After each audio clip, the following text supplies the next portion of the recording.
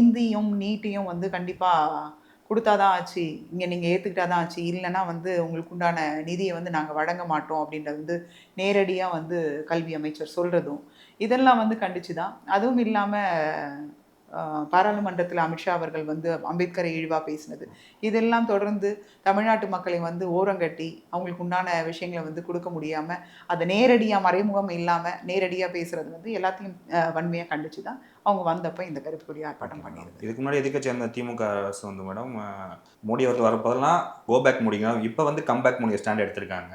இப்போ வந்து அமித்ஷா அவர்கள் கூட சிவப்பு கம்பள வரவேற்பு தான் கிடைச்சது. ஆனால் நீங்கள் மட்டும் இப்போ தனியாக இருக்கிறீங்களோ? இப்போ வந்து அவங்க இப்போ வந்து தமிழ்நாடு அப்படிங்கும்போது வந்தவரை வாழ வைக்கும் தமிழகம் அப்படின்னு சொல்லுவோம். ஸோ அந்த நிலைப்பாடில் அவங்க இருந்து தான் ஆகணும் அப்படிங்கிறதுனால அவங்க அதை செய்கிறாங்க. என்னதான் இருந்தாலும் எங்கள் எதிர்க்கில் வந்து கூட்டணியாக நாங்கள் இருக்கிறதுனால எங்களோட எதிர்ப்பை வந்து நாங்கள் தெரிவித்து தான் ஆகணும் அப்படிங்கிறதுல நாங்கள் அதில் மாற்று கருத்து இல்லை. ஸோ அதை நாங்கள் செய்வோம்.